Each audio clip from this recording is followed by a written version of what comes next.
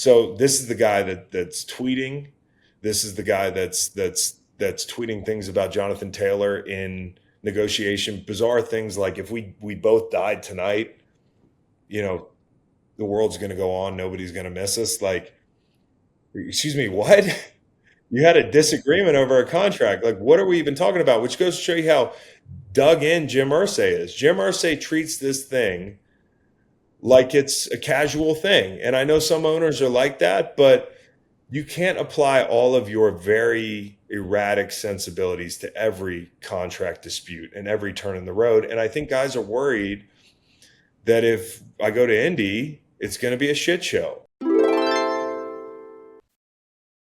There's a lot of NFL news this past weekend, and you being in Montana, were you able to keep up with everything going on? I was, Reed, in the middle of my magical round of golf the other day. I got a bunch of alerts about Joe Burrow, and I mean, first off, my heart sank because you're just like, again, the whole thing. He's about to get paid. I mean, like for a second there, I thought it was Achilles for sure, and that's what you fear, right? I mean, like they say it's just a calf, right? It's gonna. There's no just a calf, to be exact. I mean, like I can only go off my anecdotal information, but one time I had a calf strain. I had it for 2 years. And it calcified. I could feel. Well, it's probably not calcified. It's probably not calcification. If there's any, physical exercise specialists out here, but like I have a knot in my calf that never went away from it, and at times it would kind of mimic the symptoms of a pulled calf. And so you'd be out there running around like, did I pull my calf again? And, it's just discomfort. It can affect the way your Achilles functions. It can affect, a lot of your quick twitch stuff. And one of the things we talked about with Orlando Brown last week was Burrow. He's an on-time guy. He climbs the pocket. He's not always looking to extend. But one of the things that makes him very good, and I think separates him from Tom Brady, if you want to compare the two skill sets or whatever, is that this guy can really tuck and run. And I mean, you look at the first two games of the season. I think they played Baltimore, and I think they played the Browns. And then they've got LA and Aaron Donald.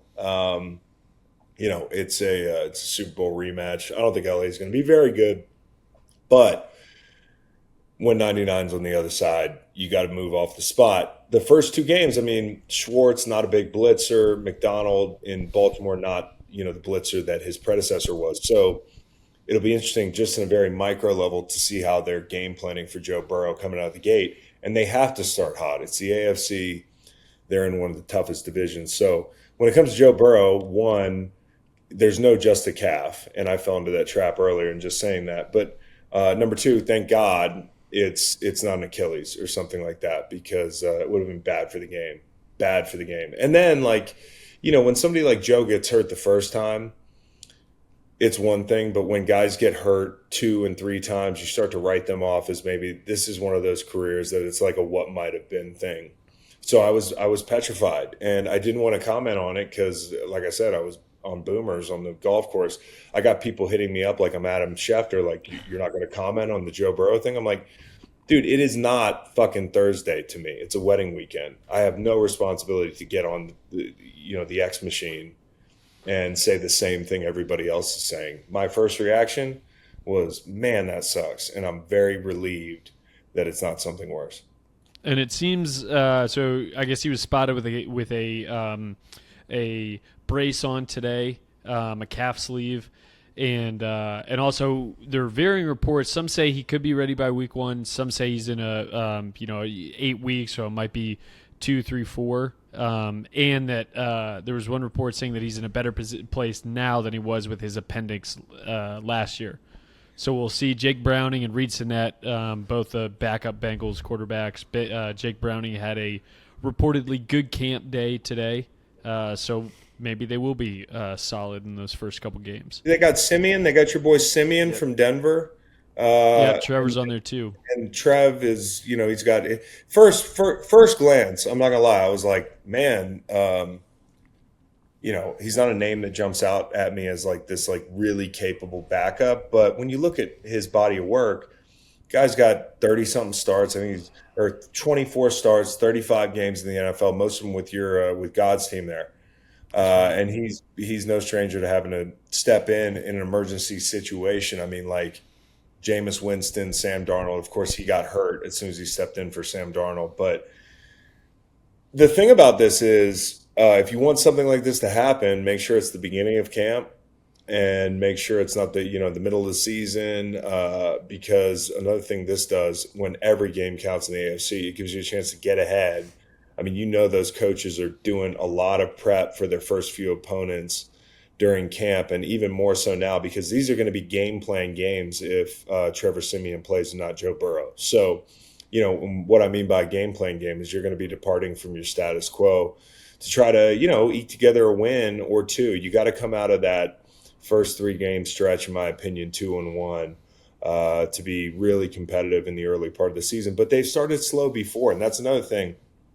The Bengals have been notorious for this, starting slow, finishing strong, the offensive line, that sort of thing. It's going to be another challenge for them out of the gate, and we'll see how they respond.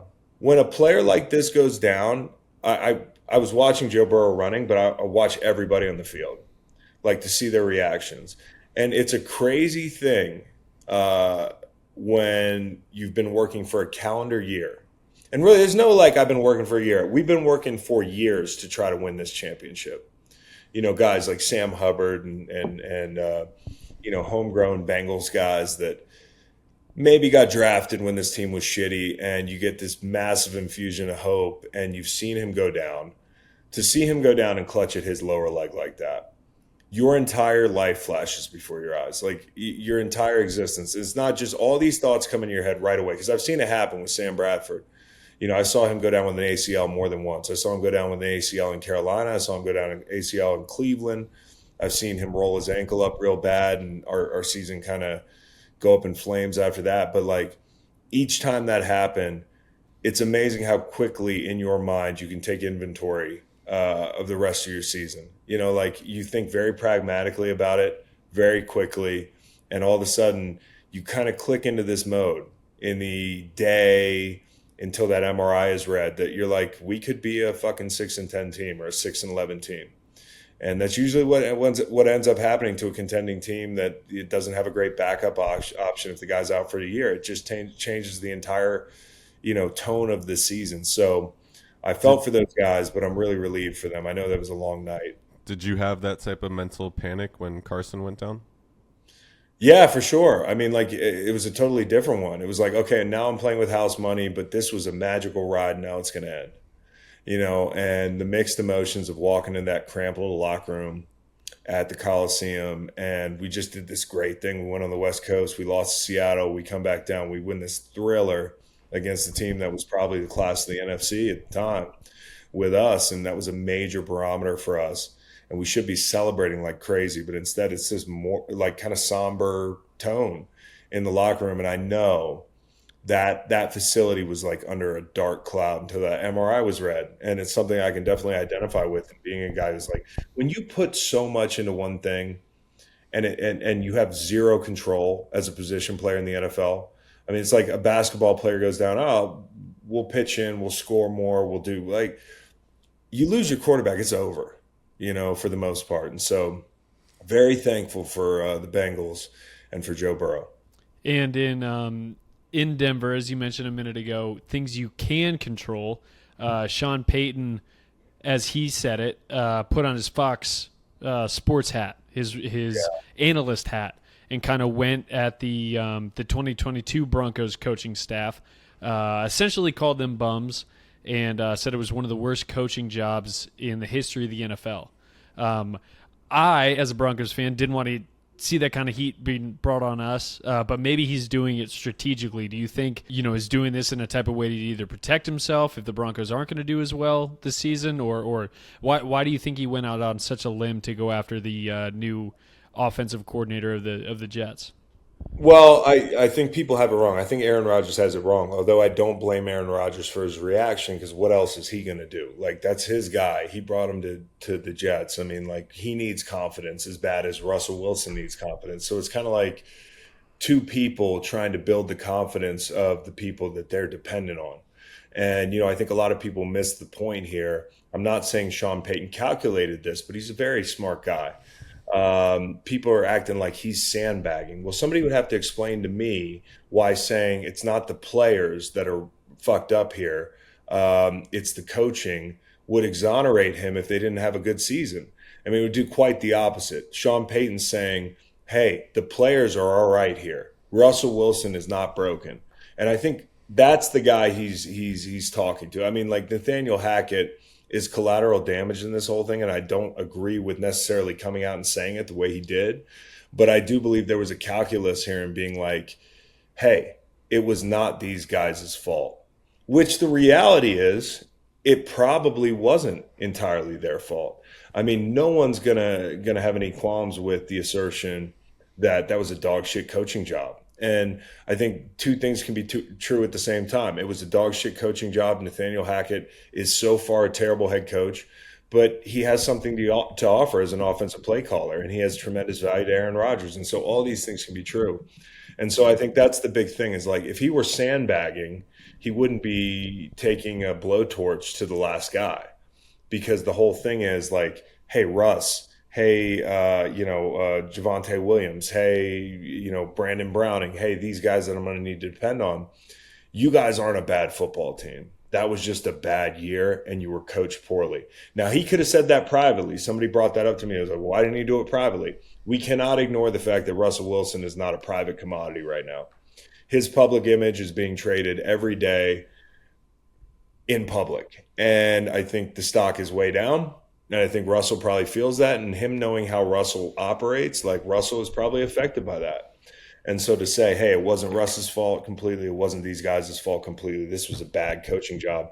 Yeah, it looks bad, and the collateral damage is Nathaniel Hackett.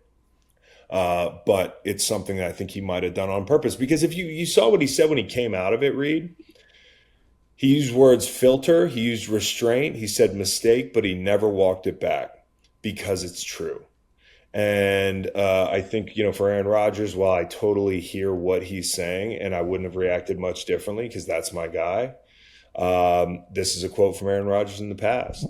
I don't think it should be a problem to any of those guys to hear criticism. We all hear criticism in our own ways, and we've got to be okay with it and take it in, process it. And if it doesn't fit, it doesn't fit. But if it fits, we've got to wear it and improve on those certain things. I said it. I'm not going to be a robot. I don't understand why people have a problem with things that are truthful.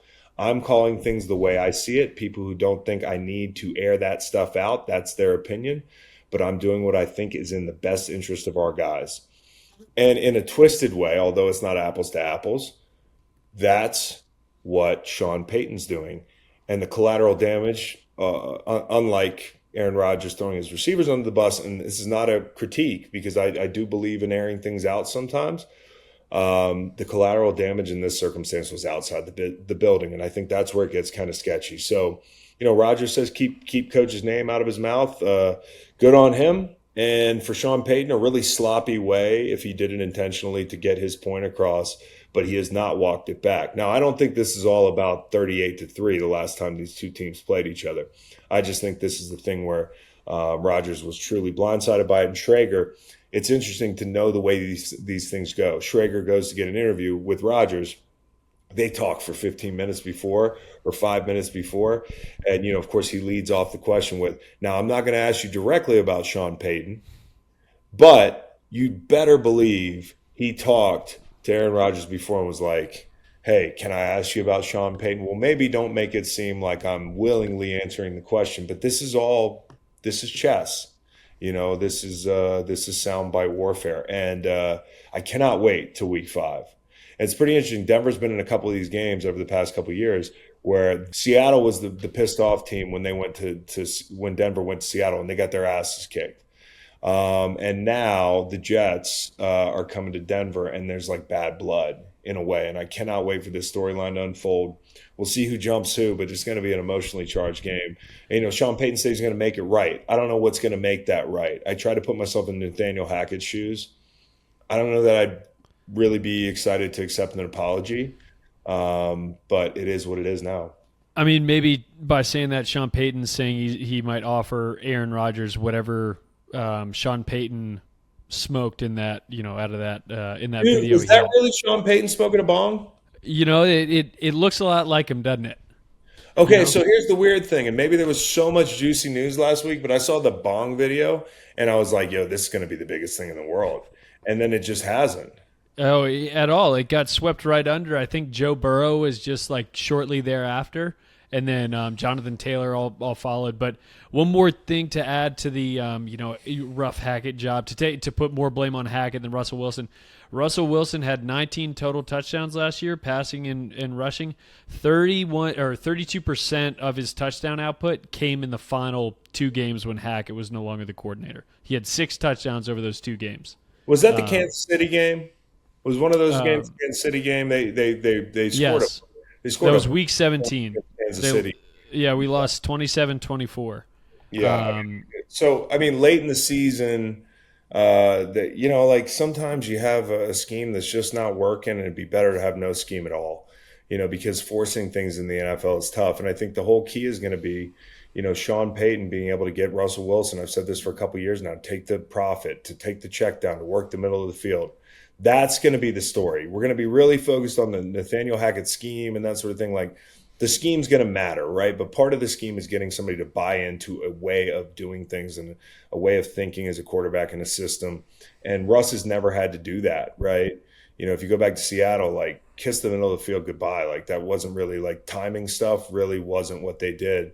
Sean's going to try to get him into more of a rhythm and to raise the floor on who the Broncos are offensively. That's the key. And so, yeah, he's got a tough job ahead of him. And Tim Patrick went down today. I hear it's not good. I think it's season ending. And that's that's the way really it looks. really bad luck for him, because the guy is a really good player. He's flashed. He's had injuries. Bad luck. And then KJ Hamler with a heart condition, and it's bad enough that they got to waive him. Tough job, getting tougher. And with KJ Hamler, our hope is that his condition improves as soon as possible. Hopefully, he'll find himself back as a Bronco this season. It's unfortunate it comes to both KJ Hamler and Tim Patrick. It continues a negative trend for the Broncos wide receivers being injured before the season even starts over the last couple years. So hopefully that trend ends soon. Now, this next topic kind of falls into injury news. It started as an injury story. Jonathan Taylor, probably the biggest news story outside of Aaron Rodgers this weekend. Jonathan Taylor versus Jim Irsay is kind of was what everyone was talking about. There were tweets, there were sources, there was this, there was that, there were buses, there were meetings on buses. Has Jim Irsay taken over Dan Snyder's title as the worst owner in the NFL? No, I think he's more in the Jerry Jones, like he's a psychedelic Jerry Jones. Here's the thing about Jim Irsay, okay? When NFL teams tweet on behalf of like that organization, I'm always nervous for the people who are punching those tweets through, because like they really hold the future of that organization, in the near future at least, from a public facing perspective, like in their palm. And I'm always like, I hope that guy's not a fucking idiot or showed up to work drunk. I can remember the Rockets guy they were playing the Mavericks, and I guess they beat them one night, and they were the main character on the internet because they did like a gun emoji back when you could have a gun emoji. We can't have gun emojis anymore. We can have a lot of guns, but like no gun emojis. Gun emoji, horse emoji. And needless to say, the Rockets guy was swiftly fired. But it goes to show, it's scary. Twitter X is a very thin line, thin barrier between all hell breaking loose and things being status quo in a building. And Jim Irsay has no boss, okay? And he tweets on behalf of the entire organization in a way that's more dangerous than the Rockets guy choosing the wrong emoji. And this guy's zooted sometimes, like he's having a good time. Like Jim Irsay enjoys to party, and I'm just thinking sometimes like Jim Irsay gets off his plane, or he's got his Aerosmith guitar and all this cool shit, and he's just having a rager, and then he gets back to his laptop and just fires off a tweet that changes everything for the Colts. And as a sidebar, I think that's an incredible dynamic that we have that plays out. Hey, because on, Dan Chris. Snyder didn't have Twitter. No. Jerry Jones doesn't use Twitter. Okay. But he is becoming like kind of a Jerry Jones. Like he's settling into like a more unpredictable Jerry Jones role. And I think when I look at this story, number one, I don't know everything. I don't think anybody does. Nobody knows what Jonathan Taylor's asking for. I mean, setting the backdrop for this whole thing, Saquon Barkley, interesting point, signed that deal last week for like 11 mil a year. Back in December, he wanted 12.5, I think, and then the Giants offered him 11. So the difference in possibly all this, Jonathan Taylor, and I'm not saying that your guy in Vegas wouldn't be making a stink regardless, but like a lot of the momentum that has built up with this running back thing, because this is always a problem, but this year it's just blown up. Part of it has been Saquon. And I'm not going to put it on Saquon, but the Giants and Saquon were $1 million apart, $1.5 million apart back in December. We might have been able to not have to deal with any of this. There'd be issues, but this has become a movement. And I think for Saquon, it's interesting because I know these running backs getting together on their Zoom calls, that whole thing. There's a major picket line kind of mentality when it comes to like getting money as a position or being a football player and trying to leverage all the advantages you have. For him to take that $11 million deal, I'm not blaming him at all because I probably would have just took it anyways. I've never been that good. But it's $1.5 million. Teams are making $40 million a year on parking. And I know that's not tax or that's not cap relevant money. And we're talking about two different things, but in the business we're in, this seismic shift has at least been very accelerated by the difference in $1.5 million. And so here we are. And like, last week, Saquon off the Zoom calls like, hey, I'm going to play. I did not want to sit an entire year if my team plays poorly and I'm sitting. How hard would it be for me next year to go back to the table and ask for $15 million? Easter egg there. Pay attention to that number because I think that might be what Saquon wants all along. And maybe that's something based on the Christian McCaffrey $16 million deal, which, of course, the cap's changed since then, but somehow the running backs haven't gotten paid much more. Is some sort of a benchmark for a Jonathan Taylor. I don't know how far off they are. They have the cap space to get it done. Here's the thing about Jonathan Taylor that's a little bit different than Christian McCaffrey or Alvin Kamara. Screen game, yeah, you can get him involved, but he's not like a guy out of the backfield that's like a real asset the way those guys are. And I think when you look at Saquon, it's the same thing. Saquon is more of an asset in other areas, and Jonathan Taylor not as good a pass protector from at least where I sit. These are all relevant things. I'm not making excuses for the Colts because what I think the Colts are doing here is they're making a major, major mistake. They're cutting their nose off to spite their face. And, of course, if they go and pay him tomorrow and they suck anyways and Jonathan Taylor gets hurt and they flame out, people will be saying, I told you so, and maybe I'm wrong. But I do think, you're cutting your nose off to spite your face for a couple reasons. Number one, free agency is a thing that's not going anywhere. And so when you pull this NFI rule after the guy was on PUP for his ankle, all of a sudden we're like, oh, his back's fucked up. And Jonathan Taylor's like, nah, my back's not fucked up. And, of course, what they're trying to do is put him on the shelf for a year on this non-football injury list. Which keeps them from having to pay him this year, accrue mileage, because all they're going to do is just tag him, right?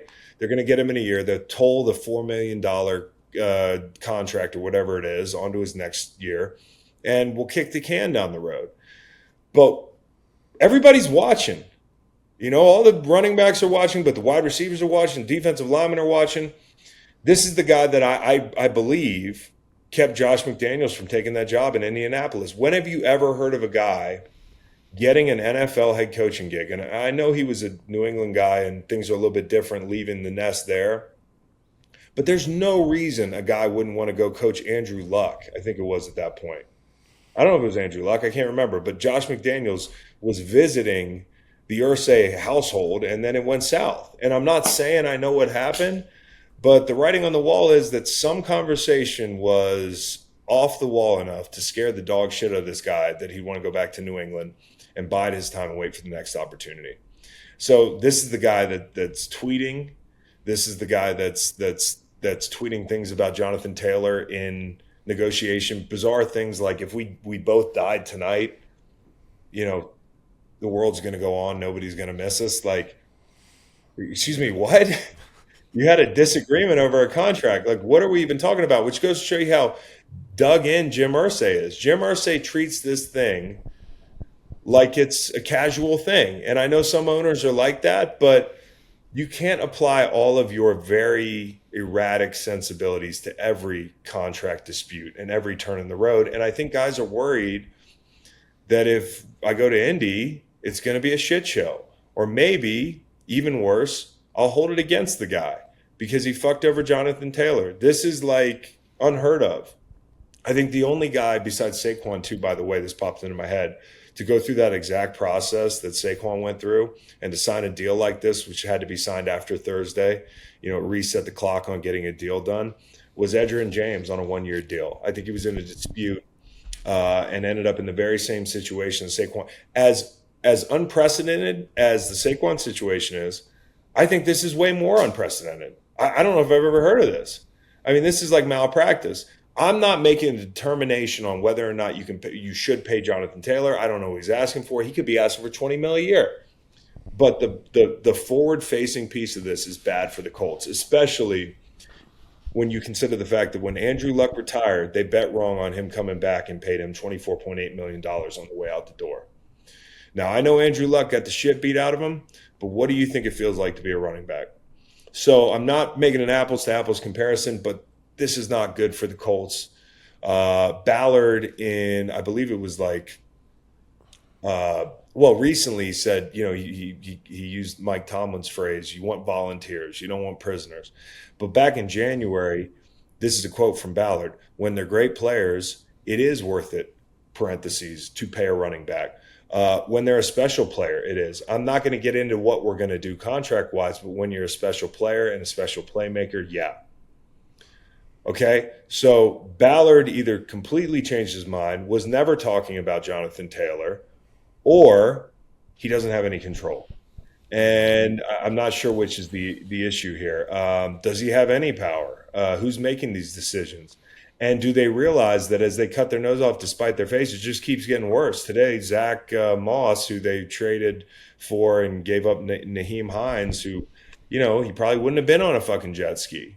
He would have been like, yeah, I don't need to get out of Buffalo. It's not depressing. Well, it is Indy. I don't know. Butterfly effect kind of thing. But bottom line is you just lost your starting back to some sort of a standoff, a holdout that doesn't look like it's going to go well. And then the next guy's hurt. And now you've got a guy with 68 career carries carrying the ball. Deion Jackson. Here's the last part that really doesn't fly straight to me is you've got this young quarterback in Anthony Richardson. How best can you help him develop? It's not just the fact that you have a young quarterback like a Bryce Young. This is a guy that you're going to have a quarterback run game identity baked into what you do offensively. Shane Steichen, who, the cop-out is we want to see what all these players look like in his scheme before we pay them. Well, you already paid Miles Sanders. Well, I guess, there's a Philly history there and that sort of thing. And he's not Jonathan Taylor. He's not going to command as much, but he was a Pro Bowl kind of guy last year. Shane, who did the run game in Philly? Jeff Stoutland, one of the best offensive line coaches in the game. Me and Nolan were talking about this earlier. Stout draws up the run game. I mean, and that's gap scheme, it's zone stuff. It's all over the map. Like their run game was a big old play sheet. And so Jonathan Taylor, you're going to tell me you can't find some place for him in some of the things you've been running? I don't buy that. And now you're stuck with guys with little experience and a rookie quarterback who doesn't get to enjoy Jonathan Taylor. And what that tells me is that maybe you don't like what you see so much, like today in Anthony Richardson. Maybe I'm just totally spitballing here. Maybe you weren't going to pay him anyways. But if the determining factor is how close we are right now and not wanting to waste money and mileage on a running back that we're just going to keep paying, the only way you don't pay that guy is if you don't think you're close, because the AFC South sucks, man. You have a real opportunity with the nucleus here to at least make a little noise and to help Anthony Richardson develop. So I don't know if there's something, over the first couple months of the offseason where they're like, yeah, this guy's got a ways to go. We're going to see more Minshew. We don't need to protect Minshew with a run game that's going to cost us $15 million a year. Maybe Richardson's not going to be good for a year. Maybe he's not going to be good for 2 years. In that case, we don't want to pay Jonathan Taylor twice over and for nothing. I think it's worth it to have a guy like this in the building for a young quarterback. So for all those reasons, I think they're botching this thing. Now, I'm not saying I would have paid him $15 million. So maybe I don't know. But the court of public opinion is going to be harsh on the Colts for this. And, as Anthony Richardson develops, if he's not playing well, guess who's going to look like an idiot? Jim Irsay. Yep. So you make this huge investment in a young quarterback. He's rough around the edges. He needs development. And then you take his security blanket out from under him. And it's not like they have great receivers out there. I mean, I like the guys, but they don't have any solid playmakers outside Taylor that are just like guys that keep you up at night. And so, as Jonathan Taylor said, in response to Jim Irsay comment about bad faith and the fact that, we did the CBA a while ago. We should have covered this. Bad faith is not paying your best player. And I think it's messy, and I don't think it's going to end well for Indy. Or maybe it does. I don't know. But I think he also – here's another thing. We were just kind of talking it out as little as we know about this thing, how it might end. You could still trade Jonathan Taylor. I mean, Jim Irsay saying, I'm not trading him, a coach saying I'm not trading him. Like, when you want to trade somebody, you don't say, we're ready to give him away. But the problem is, on the other end of that, I don't see trade partners. I just don't see any trade partners this year, at least before the season. And the only critique I'd have of Jonathan Taylor, other than maybe you're asking for too much money, is maybe you should have done this in March when teams have more cap space and runway to plan their seasons out. So I don't know. We'll see. That is a situation where the team and their star player is they're far apart, and it's not a great relationship. Up in Minnesota, it's kind of a situation where the team and maybe not their star player, but someone who's very highly liked in Minnesota, Danielle Hunter, is they look like they're on great terms. He was just given a 1-year deal, $17 million guaranteed, up to $20 million with his incentives. What do you think is going on? Because the Vikings don't seem to be, with all their other offseason moves, it doesn't seem like they're playing for next season. It seems like they're playing for further in the future. Man, I have no idea. This came up a couple weeks ago when some sites reported that the Commanders were trying to shop Chase Young. And I think there was an overinflated value for what Chase Young was worth, among some people that were reacting to that news.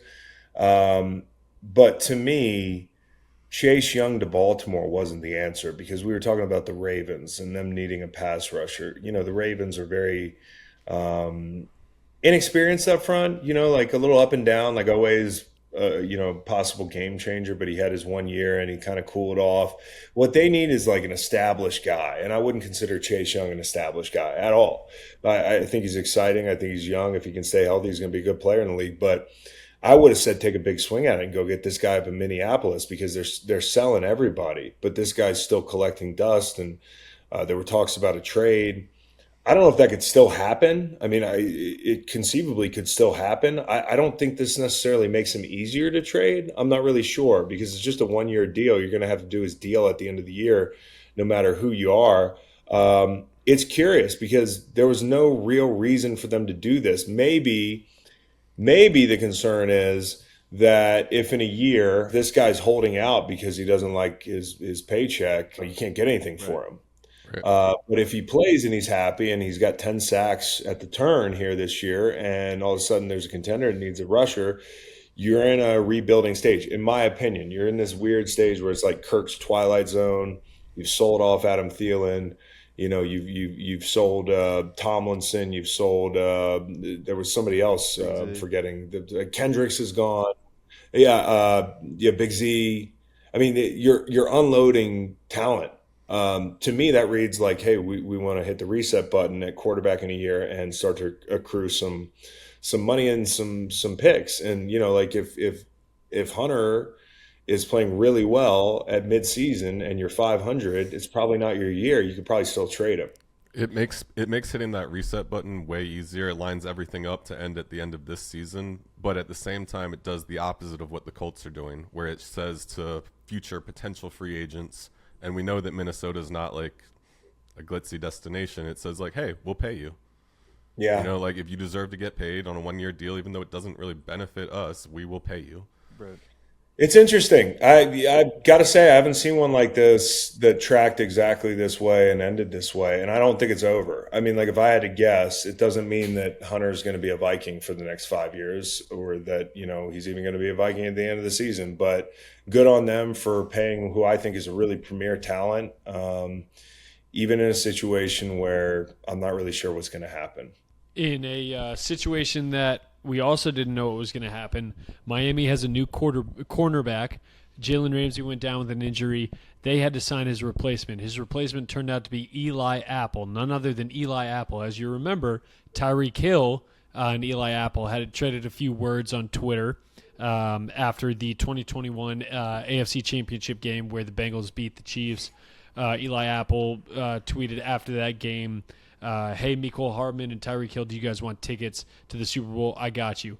Now they're playing on the same team. When that news was announced the other day, Tyreek Hill said, Monday's practice is going to be fun. And apparently they saw each other at the facility over the weekend, and they were all good. They were dapping each other up and having a good time. But maybe talk us through how that, you might have had a beef with somebody in the NFL, talk some shit, and now you have to call him a teammate. How does that professionalism work? It's interesting. I mean, look at this situation. You think these two guys hate each other, and they do on the field, right? But if it doesn't go past that, usually guys can get over it. I mean, like Tyreek Hill's one goal is to win a Super Bowl, right? Like he really wants to prove. Because if they do win a Super Bowl, to me, Tyreek Hill is one of the biggest reasons. And the Chiefs question of was it Patrick, was it Tyreek, like how much of it was Tyreek? It seemed like last year Patrick got the last laugh, and I think Tyreek really wants that ring. If not for all the other reasons anyways. It's not like you need more motivation to want to be a champion. So these guys put things aside, especially when you're the alpha. It's easy. Tyreek's the alpha in this situation. Eli's the guy he's taking a lot of shit. His mom's been on Twitter. He's gotten flamed. It's the loneliest position in sports. So I think it's pretty easy for Eli Apple, who, has made a career of, competing in, route in and route out, and they're not all going to end in spectacular fashion for a corner, especially one that's kind of a middling guy. I think it's easy for him to look past it, especially when he got the last laugh. But for Tyreek Hill, it's just another day at the office. It's just a new guy that I used to talk shit with. I'm going to talk shit to him at practice. We're gonna keep it in bounds because we're teammates. But that's just the way things are in the NFL. I remember offensive linemen coming in that were dirtbags, and all of a sudden we're really cool. Like I used to play against some like Harvey Dahl, who was one of the dirtiest guys in Atlanta, and they had just this dirt dog offensive line. And then he joined the Rams, and we were tight, and I loved playing with Harvey. And so, this was personal, but it doesn't seem like it's going to carry over into the facility, does it? And then the other thing in Miami is, he's going to have to play because Jalen Ramsey, who was going to be a big key to that defense. I mean, I know some people are down on Jalen, but he's still Jalen fucking Ramsey. When you talk about guys that get hurt and make football less fun to watch on Sunday, Jalen Ramsey's near the top of the list for me. I just love watching him play. They're going to miss that, and it's going to be a really exciting year for him. It still might be. I think the most interesting thing about the Ramsey thing is going through this as a player before. When you get hurt, teams will try to beat you to the punch and make public your timeline. Which, of course, puts pressure on you as a player in the court of public opinion. It also puts pressure on the player in the building. And I've been there. Like, I've been there with a high ankle sprain where I took no time off and was shooting it up every week, and we're listing it as a rolled ankle, and, I was missing practice 4 days a week, 5 days a week. And I'm anxious about the fact that people think my teammates know what's up, but I'm worried that people think that I'm milking an injury that's not that bad. Meanwhile, I can't walk to the game. I would limp out the tunnel and warm up and then go get a shot up and play. Jalen tore his meniscus. We don't know how tore it is, but when the news broke, it sounded like he was going to get it partially repaired, right? Because those are the options you have. You could just do the thing or partially repair it, and the timelines on recovery are a lot different. And the first reports you saw was that he's going to be back in, 8 weeks or something like that. But Jalen Ramsey smartly is tweeting, hey, this is my timeline. It's the end of the season. I'm not being specific, but I'm going to make a run at this thing and try to be back in uniform by the time the playoffs come. That's him saying, nah, full tear, because even though he's an alpha and even though he has a big voice, teams can manipulate that process through just putting a fake date on it or misrepresenting what the process is going to be like. And I think I really I like it when players set their timeline because we know, and we know it could change, but it's better to underpromise, overdeliver than here week 8 and still be on the fucking exercise bike week 9 and people are on your head, not the doctors. And if there's any team that should not rush a player back from injury, given what happened last season, it would be the Dolphins. That's right. That's right. And a big loss for them. But that defense has got plenty of talent. I think they're going to be fine. It all comes down to quarterback play, and that their ceiling can be very high, even without a Jalen Ramsey.